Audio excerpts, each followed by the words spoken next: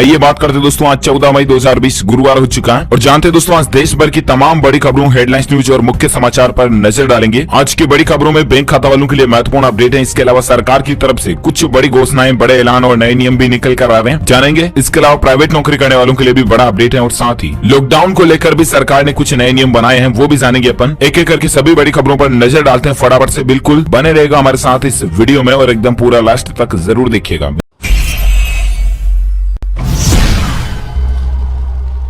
Invest के आपको ले चलते हैं दोस्तों पहले अपडेट में। तो बड़ी खबर है दोस्तों, 22 मई से चलेंगी शताब्दी सहित दूसरी मेल एक्सप्रेस ट्रेनें भी। 15 से शुरू होगी बुकिंग। स्पेशल ट्रेनों में भी वेटिंग टिकट मिलेगा। जी हां, भारतीय रेलवे की तरफ से एक बड़ा ऐलान किया गया दोस्तों। अब स्पेशल ट्रेनों के बाद मेल एक्सप्रेस शताब्दी ट्रेनों का भी संचालन शुरू होने जा रहा। इसके अलावा आपको वेटिंग टिकट की सुविधा भी मिलेगी। ये देख सकते हैं आप, रेलवे की तरफ से ऑफिशियली प्रेस नोट भी जारी किया गया। जी हाँ, देश में 22 मई से ही शताब्दी सहित दूसरी मेल और एक्सप्रेस ट्रेनें भी चलना शुरू हो जाएंगी और इसके लिए दोस्तों 15 मई से रिजर्वेशन भी शुरू हो जाएंगे। रेलवे बोर्ड से जुड़े सूत्रों ने बात की जानकारी दी है। आपको बताओ हाल ही में भारतीय रेलवे ने स्पेशल ट्रेनों को शुरू किया था मजदूर वगैरह को उनके गांव पहुंचाने के लिए। तो अब रेलवे कुछ और ज्यादा ट्रेनों की शुरुआत भी करने जा रहा है। किस किस रूट पर ये ट्रेनें शुरू होने जा रही, तो आप देख सकते हैं मुंबई सेंट्रल, अहमदाबाद, चेन्नई, बेंगलुरु वगैरह वगैरह। साथ ही अगला अपडेट है दोस्तों की भारत, चीन और रूस समेत 5 देशों ने मिलकर बनाया न्यू डेवलपमेंट बैंक। अब भारत की करेगा 7600 करोड़ रुपए की मदद। जी हाँ, दुनिया के 5 विकासशील देश जैसे कि ब्राजील, रूस, भारत, चीन और दक्षिण अफ्रीका ने मिलकर एक नया बैंक गठित किया था, न्यू डेवलपमेंट बैंक करके। और अब ये बैंक दोस्तों भारत को 7600 करोड़ रुपए की आपातकालीन सहायता ऋण राशि देने जा रहा, जिसका इस्तेमाल इस महामारी से होने वाले मानवीय, सामाजिक और आर्थिक नुकसान को कम करने के लिए किया जाएगा। ये भारत के लिए अच्छी बात है, राहत की खबर है। साथ ही अगला अपडेट आ रहा है दोस्तों, चीन से शुरू इस महामारी का असर देखिए। सुप्रीम कोर्ट ने बदला काम करने का तरीका। अब जजों और वकीलों के लिए जारी होगा ड्रेस कोड। जहाँ चीन से शुरू इस महामारी को लेकर दोस्तों देश में लॉकडाउन का चौथा चरण भी लागू होने वाला है और इसी बीच सुप्रीम कोर्ट में वीडियो कॉन्फ्रेंसिंग के जरिए सुनवाई हो रही है। अब सुप्रीम कोर्ट के न्यायाधीश और वकीलों के लिए जल्द ही नया ड्रेस कोड जारी किया जाएगा। इसके बारे में निर्देश भी जारी होंगे। साथ ही अगला अपडेट देख पा रहे कि आईसीआईसीआई बैंक ने ग्राहकों को झटका दिया है, एफडी पर ब्याज दरों में कटौती की है। जी हाँ दोस्तों, आईसीआईसीआई बैंक में अगर आपने एफडी करवा रखी है तो आपको एफडी पर ब्याज दरों में कटौती देखने को मिलेगी। नई रेट एफडी की क्या है, तो एफडी में दोस्तों 0.50% तक की कटौती की है और अब एफडी की ब्याज दर जो है वो 5.70 से लेकर 5.75% के बीच हो गई है, 1 साल से ऊपर वाली। जबकि 1 साल तक की एफडी पर आपको 5.25% रेट मिलेगा। चलिए साथ ही अगला अपडेट आ रहा है कि पीएम की आर्थिक पैकेज की घोषणा से जबरदस्त बढ़त के साथ खुला शेयर बाजार। इन शेयरों में उछाल देखने को मिला। जी हाँ, जैसे ही दोस्तों कल माननीय प्रधानमंत्री नरेंद्र मोदी जी ने, तब अचानक से शेयर मार्केट में भारी भरकम उछाल देखने को मिला। अगर आप भी शेयर मार्केट वगैरह में काम करते हैं तो इसकी ज्यादा जानकारी आप देख सकते हैं किस किस के शेयर में उछाल देखने को मिला। Hero MotoCorp, axis bank, LT, Maruti वगैरह वगैरह। साथ ही अगला अपडेट आ रहा है दोस्तों की private hospital, clinic, nursing home खुलेंगे। केंद्र सरकार ने अनुमति दे दी है। जी हाँ, केंद्र सरकार ने पूरे देश में प्राइवेट हॉस्पिटल, क्लिनिक और नर्सिंग होम्स को खोलने की अनुमति दे दी है। इसकी जानकारी केंद्र सरकार के वकील सत्यपाल जैन ने पंजाब हरियाणा कोर्ट में एक सुनवाई के दौरान दी है। इतना ही नहीं, केंद्र सरकार के आदेशों के मुताबिक in private nursing homes, hospital और क्लिनिक में काम करने वाले स्टाफ को भी इंटर स्टेट ट्रेवल करने से नहीं रोका जाएगा। भारत सरकार के वकील सत्यपाल जैन ने जी मीडिया को जानकारी देते हुए बताया दोस्तों की जहां इस महामारी के कारण पूरे देश में लॉकडाउन लगा दिया गया था और प्राइवेट क्लिनिक, होम्स वगैरह, नर्सिंग ये भी बंद कर दिए थे। सरकारी अस्पतालों को भी इस बीमारी के वार्ड में तब्दील कर दिया गया था। इसीलिए बहुत से ऐसे लोग जो दूसरी बीमारियों से जूझ रहे हैं ना, उन्हें भी इलाज कराने में परेशानी आ रही थी और इसीलिए सरकार ये छूट देने जा रही है। चलिए साथ ही अगला अपडेट आ रहा कि बुजुर्गों को बचाने की तैयारी है। ऑक्सफोर्ड यूनिवर्सिटी संक्रमितों पर हाइड्रोक्सीक्लोरोक्विन और एंटीबायोटिक्स का ट्रायल करेगी। जहां इस बीमारी के वैक्सीन बनाने के लिए दोस्तों ऑक्सफोर्ड यूनिवर्सिटी ने एक नई रिसर्च शुरू की है और रिसर्च का लक्ष्य जो है वो हल्के लक्षण वाले मामलों को ज्यादा गंभीर होने से रोकना है। इसके अलावा 65 साल से अधिक उम्र के ऐसे संक्रमितों को भी बचाना है जो पहले से डायबिटीज या अस्थमा जैसी बीमारियों से जूझ रहे हैं और हाई रिस्क जोन में है। तो देखते हैं अब इस रिसर्च में क्या नई अपडेटेड जानकारी आती है, हम आपको बताएंगे जरूर। फिलहाल अपन बात करते हैं अगली खबर में। तो देख पाओगे कि पेंशन की इस सरकारी स्कीम में अब करें पेटीएम मनी के जरिए निवेश। पीएफआरडीए ने इसकी मंजूरी भी दे दी है। जी हाँ दोस्तों, पेंशन से जुड़ी सरकार की एक बेहद लोकप्रिय योजना है एनपीएस यानी कि नेशनल पेंशन सिस्टम। अब इसमें इन्वेस्टमेंट करना और भी ज्यादा आसान हो गया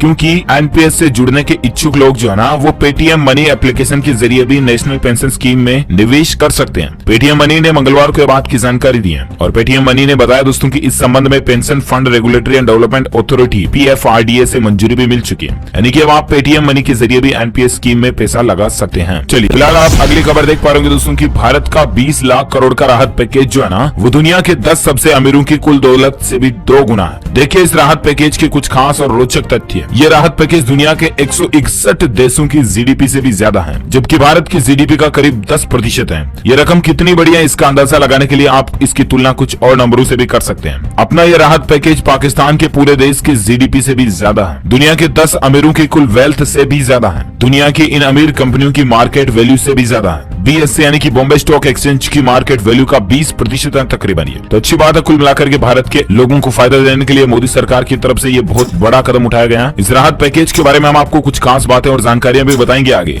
अगली खबर में नजर डालते दोस्तों चीन से शुरू हुई इस वायरस और महामारी को लेकर अभी क्या ताजा आंकड़े और अपडेट आ रहा। तो बड़ी खबर आप देख सकते हैं दोस्तों, भारत में संक्रमितों की संख्या 75,000 के करीब पहुंच चुकी है, जबकि 2,500 के पास जान जाने वाले लोगों की संख्या पहुंच चुकी है। केंद्रीय स्वास्थ्य मंत्रालय की वेबसाइट के मुताबिक देश में इस समय इससे संक्रमित लोगों की संख्या का आंकड़ा टोटल 74,281 हो चुका है। ऑफिशियल डेटा है दोस्तों, जबकि अनऑफिशियल आपको 76 तक भी देखने को मिल जाएंगे। वह दोस्तों 24,385 लोगों को इलाज के बाद हॉस्पिटल से डिस्चार्ज किया जा चुका है, यानी छुट्टी हो चुकी है। 47,480 अभी भी एक्टिव संक्रमित लोग हैं। 2415 लोग इस दुनिया को अलविदा कह चुके हैं भारत से। ये भारत का आंकड़ा चल रहा हाल ही का ताजा अपडेट डेटा। इसके अलावा कुछ राज्यों पर नजर डालें दोस्तों तो महाराष्ट्र में रिकॉर्ड टूट चुका। पिछले 24 घंटों के दौरान 1500 नए पॉजिटिव मरीज देखे गए इसके, जबकि मुंबई में 40 लोगों की जान जाने की खबर है 24 घंटों के दौरान। और एक अपडेट आप देख सकते हैं कि राजस्थान में भी इसके 152 नए मामले देखे गए। अकेले जयपुर में 49, जालोर में 28 मामलों की पुष्टि हुई है। राज्य में टोटल 4278 संक्रमण के मामले हो चुके हैं। साथ ही अगला अपडेट देख सकते हैं कि एक्शन में आए उत्तर प्रदेश के मुख्यमंत्री योगी आदित्यनाथ। इस बीमारी के वायरस को फैलने पर आगरा मेडिकल के प्रिंसिपल और 2 जिलों के CMO को भी पद से हटा दिया। योगी आदित्यनाथ बहुत ज्यादा स्ट्रिक्ट और गुस्सेल आदमी है, आपको पता होगा, नियमों के बहुत कड़क है और ऐसे में लापरवाही इनको बिल्कुल भी पसंद नहीं है और इसीलिए इन्होंने इन बड़ी पोस्ट वाले आदमियों को भी हटा दिया। अच्छा, एक और अपडेट देख सकते हैं दोस्तों की पढ़ाई के लिए अब विदेश नहीं जाना चाहते हैं भारतीय छात्र, क्योंकि इस महामारी से प्रतिकूल हालात हो गए।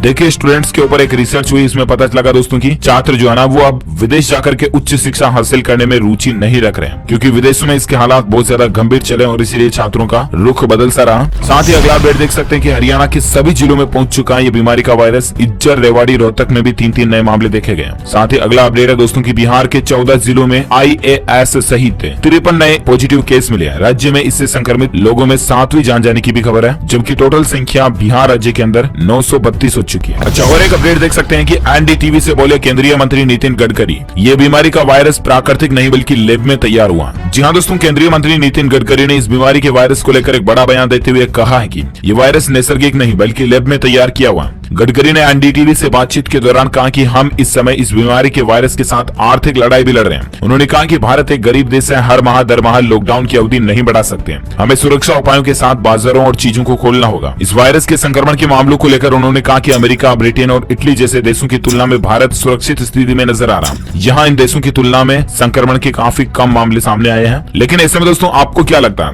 क्या वाकई में ये वायरस लैब में तैयार हुआ या फिर प्राकृतिक है? आपकी क्या राय है इस पर आप मुझे नीचे कमेंट करके बताइएगा जरूर। एक सर्वे करते हैं, हम भी देखते हैं आखिर आपकी राय क्या है। चलिए ये तो रही दोस्तों इस बीमारी के वायरस से संबंधित कुछ अपडेट। ठीक है, अब नजर डालते हैं देश की कुछ और प्रमुख हेडलाइंस न्यूज पर।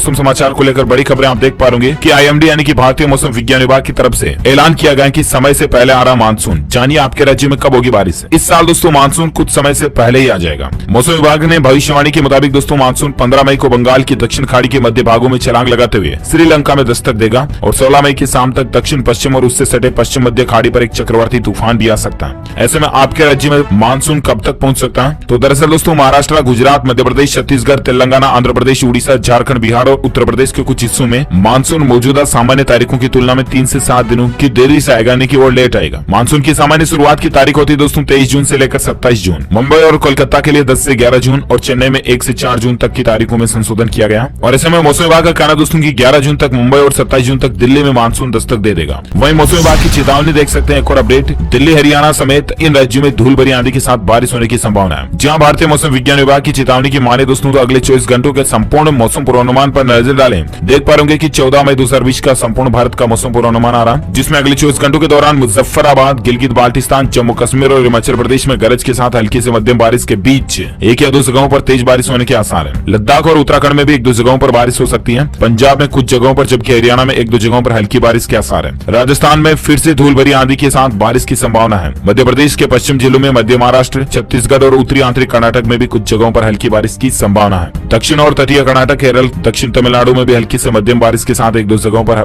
भारी बारिश भी हो सकती है। तो ये तो रहे आज के ताजा मौसम समाचार। आइए अब नजर डालते हैं कुछ और खास खबरों पर, जिसमें दोस्तों बड़ी खबर देख पा रहे कि दूध में मिलावट को पकड़ेगा IISc का ये उपकरण। जी हाँ दोस्तों, भारतीय विज्ञान संस्थान यानी कि IISc जो है ना, बंगलुरु के अंदर यह है। इसके वैज्ञानिकों ने एक ऐसा पोर्टेबल उपकरण का विकास किया है जो महज ₹2 से भी कम के खर्च पर दूध में मेलामाइन की मिलावट का पता लगा सकता है। मेलामाइन दूध और डेयरी उत्पादों में मिलाए जाने वाला एक ऐसा यौगिक पदार्थ है दोस्तों, जिससे प्रोटीन की मात्रा को बढ़ाकर दिखाया जा सकता है। और खाद्य पदार्थों में, खास करके दूध में, ये मिलावट आम बात है। अगर दूध में पानी मिलाया जाता है दोस्तों, तो प्रोटीन डिटेक्टर उसे आसानी से पकड़ लेता है। अगर पानी मिलाने के बाद उसमें थोड़ी मेलामाइन भी मिला दी जाए तो मिलावट का पता नहीं लगता है, लेकिन अब ये डिवाइस आसानी से पता लगा लेगी। देखते हैं आखिर मार्केट में कब तक ये कॉमर्शियली अवेलेबल हो पाती है। चलिए, साथ ही अगली खबर आ रही दोस्तों की इनकम टैक्स रिटर्न फाइल करने की तारीख को भी बढ़ा दिया। अब 30 नवंबर तक आप अपना रिटर्न दाखिल कर सकेंगे। और साथ ही TDS, TCS की दरों में भी 25% तक की कटौती की गई है। इस बीमारी के संकट काल में केंद्र सरकार की ओर से आम लोगों को बड़ी राहत दी गई है, जहां सरकार ने आयकर दाखिल करने की तारीख को बढ़ा दिया। इनकम टैक्स पेयर्स अब 30 नवंबर तक अपना इनकम टैक्स रिटर्न फाइल कर सकेंगे। बुधवार को प्रेस कॉन्फ्रेंस करते हुए वित्त मंत्री निर्मला सीतारमण ने बताया दोस्तों की मार्च 2021 तक TDS और TCS की दरों में भी 25% तक की कटौती की गई है। इसका फायदा भी आम लोगों को डायरेक्टली इनडायरेक्टली मिलेगा। अच्छी बात करते हैं अगली खबर की। देख पा रहे लघु उद्योग को राहत मिली है। वित्त मंत्री निर्मला सीतारमण ने MSME, कुटीर व गृह उद्योगों को राहत देने के लिए 6 बड़ी घोषणाएं की हैं। दरअसल प्रधानमंत्री जी के 20 लाख के राहत पैकेज के बाद कल वित्त मंत्री निर्मला सीतारमण जी ने उसी 20 लाख के राहत पैकेज को अलग अलग सेक्टर में डिवाइड किया था, राइट। लेकिन यहाँ पर अपन कुछ हाइलाइट्स और पॉइंट्स को जान लेते हैं। तो ऐसे में बड़ी खबर देख पा रहे कि वित्त मंत्री का ऐलान है, सरकार देगी 15,000 से कम सैलरी वालों का EPF। टेक्नोलॉजी होम सैलरी बढ़ाने के लिए एक बड़ा कदम उठाया गया है। जी हाँ, तो दरअसल दोस्तों सरकार ने प्राइवेट नौकरी करने वाले लोगों को बड़ी राहत दी है। 15,000 से अगर आपकी सैलरी कम है तो अगस्त महीने तक का EPF अब आपको सरकार देगी। जी हाँ दोस्तों, अगर आप भी प्राइवेट नौकरी करते हैं तो अच्छी खबर है। प्रधानमंत्री ने देश की अर्थव्यवस्था को बूस्ट करने के लिए जहाँ 20 लाख करोड़ रुपए के राहत पैकेज का ऐलान किया, ठीक उसके एक दिन बाद वित्त मंत्री निर्मला सीतारमण ने इस राहत पैकेज में से MSME सेक्टर को दी जाने वाली राहत की घोषणा भी की है। और EPF में भी एक बड़ी राहत मिली है। प्रोविडेंट फंड के बारे में वित्त मंत्री ने कहा कि कुछ कंपनियों को EPF को लेकर दी गई राहत और अगले 3 महीने तक जारी रहेगी। यानी कि दोस्तों अभी तक ये समय सीमा सिर्फ मई तक ही थी, जिसको बढ़ाकर जून, जुलाई, अगस्त 3 महीने और बढ़ा दिया। और ऐसे में दोस्तों सरकार ने अब इस समय सीमा को मई से बढ़ाकर अगस्त कर दिया, यानी कि अब 15,000 रुपए से कम कर्मचारियों के PF का भुगतान अगस्त तक सरकार करेगी। जिस किसी भी प्राइवेट कंपनी ऑर्गेनाइजेशन में 100 से कम संख्या में कर्मचारी काम कर रहे हैं और 90% से अधिक लोगों का वेतन 15,000 रुपए से कम है, उन्हें PM गरीब कल्याण योजना का लाभ भी मिलेगा। और इस सेक्टर को सरकार की तरफ से 2500 करोड़ रुपए की मदद भी पहुंचाई जाएगी। देख सकते हैं साथ ही कि MSME को 3 लाख करोड़ का लोन, यह 4 साल के लिए गारंटी फ्री होगा। इससे 45 लाख लघु और मध्यम उद्योगों को फायदा मिलेगा। साथ ही अपडेट आ रहा कि 12 की जगह 10% कटेगा PF, कर्मचारियों के खाते में आएगी ज्यादा सैलरी। जी हाँ, अगले 3 महीनों तक सरकार ने PF को और भी कम काटने का ऐलान किया। वित्त मंत्री ने कहा कि कर्मचारियों को PF 12% से घटाकर 10% किए जाने का फैसला अगले 3 महीने तक जारी रहेगा। और ऐसे में सैलरी जो उनके खातों में डायरेक्ट वो ज्यादा आएगी। कुछ और अपडेट आप ये देख सकते हैं। साथ ही एक और अच्छी बात ये भी है दोस्तों की सरकार ने इनकम टैक्स में दी राहत। विवाद से विश्वास योजना को भी दिसंबर तक बढ़ा दिया। 31 दिसंबर 2020 तक विवाद से विश्वास योजना की तारीख को बढ़ा दिया गया। यानी कि इनकम टैक्स डिपार्टमेंट से संबंधित अगर आपका कोई मसला है, कोई केस है, कोई आपको प्रॉब्लम है, तो आप सरकार की विवाद से विश्वास योजना के तहत इनकम टैक्स से संबंधित समस्याओं का समाधान पा सकते हैं। इसमें 31 दिसंबर 2020 तक आप फॉर्म वगैरह भर सकते हैं। तो ये रही दोस्तों सरकार की राहत पैकेज से संबंधित कुछ अपडेट और बड़ी बातें। आइए अब नजर डालते हैं देश की कुछ प्रमुख और हेडलाइंस न्यूज पर। साथ ही अपडेट है दोस्तों की बदल रहा है वर्क कल्चर। ट्विटर के CEO जैक डॉर्सी के ऐलान के बाद कर्मचारी अब लाइफ टाइम कर सकेंगे घर से काम। जी हाँ दोस्तों, चीन से शुरू हुई इस महामारी के बाद जहां दुनिया भर के कई देशों में लॉकडाउन जारी है, ज्यादातर निजी संस्थान, मल्टीनेशनल कंपनियों के कर्मचारी इन दिनों घर से ही काम कर रहे हैं। और इस दौरान आज समय काल में दोस्तों वर्क फ्रॉम होम का चलन भी काफी बढ़ा और कंपनियों को ये चीज पसंद भी आ रही है। और इस समय हो सकता है कि आने वाले दिनों में वे हमेशा के लिए इसको अपना सकते हैं। सोशल नेटवर्किंग साइट ट्विटर ने इसकी शुरुआत कर दी है। ट्विटर कंपनी के CEO जैक डॉर्सी ने कहा दोस्तों कि उनके कर्मचारी जब तक चाहे वर्क फ्रॉम होम कर सकते हैं, लाइफ टाइम भी।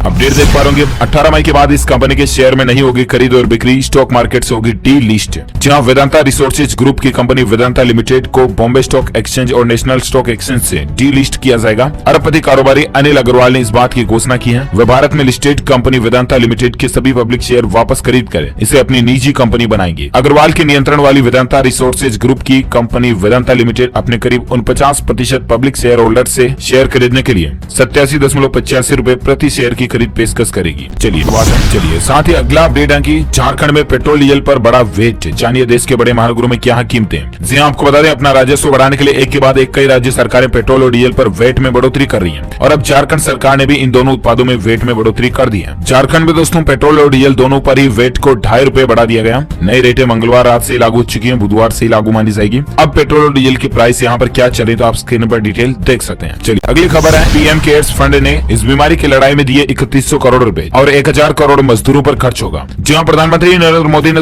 20 लाख करोड़ रुपए के आर्थिक राहत पैकेज की घोषणा की है। इसमें से 3100 करोड़ रुपए की राशि जो है पीएम केयर्स फंड ट्रस्ट की तरफ से भी इस बीमारी के खिलाफ लड़ाई में दिए जाने का ऐलान किया गया। बुधवार को ये जानकारी पीएमओ कार्यालय की तरफ से दी गई है। राहत की बात है। इसके अलावा 1000 करोड़ रुपए सिर्फ और सिर्फ प्रवासी मजदूरों के लिए इस्तेमाल किए जाएंगे। जो बाहर से मजदूर हैं, अभी रेलवे बसों में बैठ करके जो पैदल चल करके अपने गाँव राज्य में जा रहे हैं ना, उन मजदूरों के लिए सरकार अलग से 1000 करोड़ रुपए की सहायता राशि देगी। ये राहत की बात है। चलिए अगला अपडेट है, भारत सरकार ने साफ किया गिलगित बाल्टिस्तान के नाम से वायरल हो रहा ट्विटर हैंडल हमारा नहीं है। जहाँ ट्विटर पर दोस्तों एक ट्विटर हैंडल पेज वायरल हो रहा जिसका नाम है गिलगित बाल्टिस्तान, तो भारत सरकार इंडियन गवर्नमेंट ने क्लियर कर दिया कि ये Twitter handle page Indian government का नहीं है। चलिए अगली खबर है, महाराष्ट्र में तैनात होंगे अर्धसैनिक बल के 2000 जवान। गृह मंत्रालय ने इसको लेकर आदेश भी दे दिया। सबसे ज्यादा प्रभावित राज्य महाराष्ट्र और यहाँ पर 2000 जवानों को भेजने का आदेश दिया गया। उद्धव ठाकरे सरकार ने केंद्र सरकार से मांग की थी कि अतिरिक्त सुरक्षा बल तैनात किया जाए और उसके बाद सरकार ने ये प्लानिंग बनाई है। चलिए अगली खबर है, केंद्रीय पुलिस बलों के सभी कैंटीन में 10 लाख जवानों के लिए 1 जून से सिर्फ स्वदेशी प्रोडक्ट बिकेंगे। हर साल इन कैंटीन से 2800 करोड़ का सामान खरीदा जाता है। ये सरकार की नई पहल है दोस्तों, आत्मनिर्भर भारत बनाने के लिए,